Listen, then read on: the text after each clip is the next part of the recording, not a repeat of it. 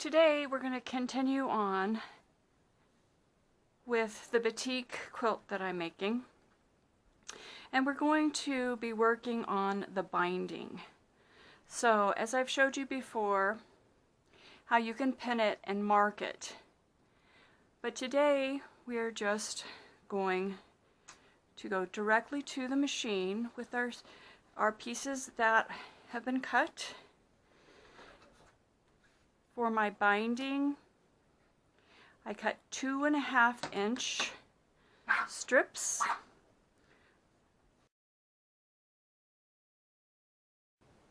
So here I know that I want this side to be up. So what I do is I face it down, right sides together as I'm going to sew.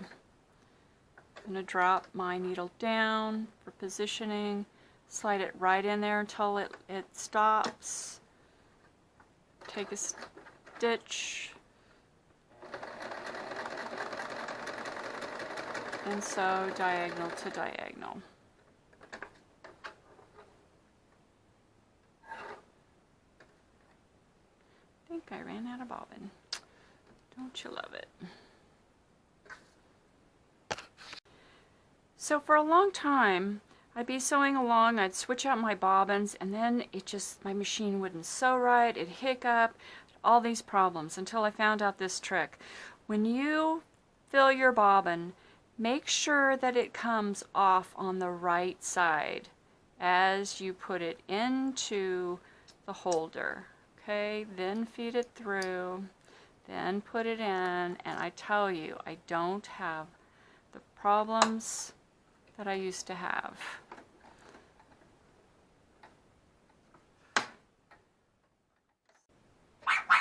What are you doing? What are you doing, furry friend? This is my furry friend Zoe. She's my furry friend. Hi, baby. Do you like to sew with me? Yes. Do you like to sew with me? Yeah, she has a bed. She has toys in Mommy's sewing room. She likes to be up here. She's a good girl. So the only tip I would offer when you're making a binding like this is make sure that you know the top.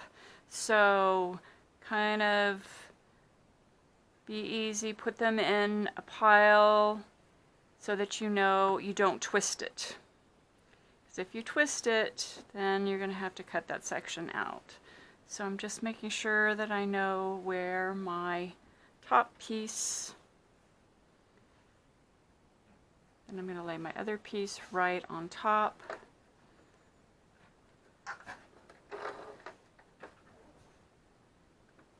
Okay, so that was my last seam on my binding.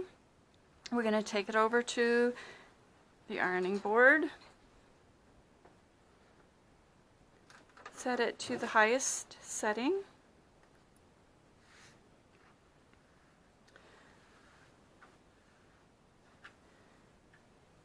so I'm going to turn it over, press it the way it was sewn, put it where I want it. We're going to go ahead, iron them all, cut them all, and come back and finish the binding. So here, if you need to make any adjustments, you can. So ironing, you can have a little bit of play. So if you can see right here that what I want to do is make a straight line. So I'm going to bring this up just a little bit and iron it.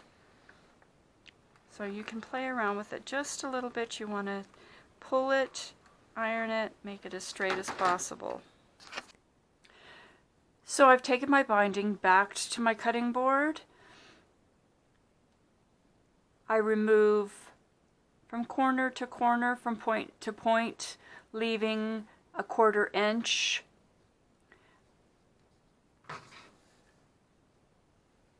Okay, I'm back at the pressing board, and I'm going to press my seams open So I'm just going to leave that there for a second and line up the next one.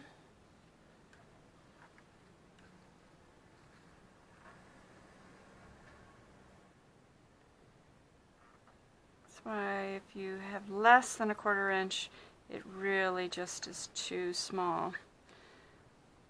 And just about the time I find the other one, that's fine, and so on.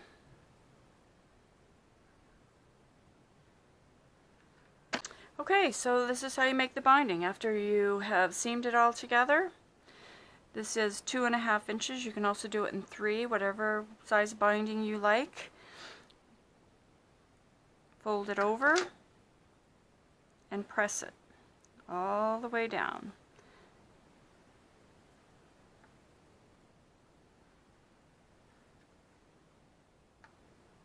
Just in half. And this is where your open seams that you just ironed work a little better.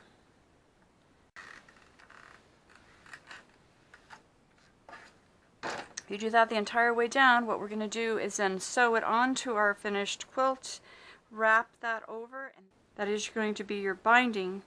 But what a great way to do that. Perfect.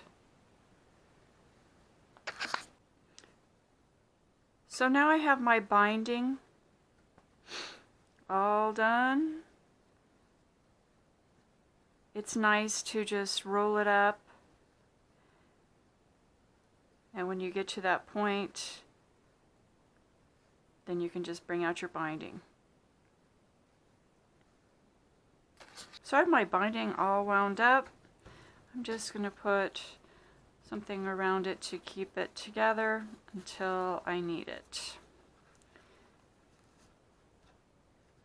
Okay, on to the next step.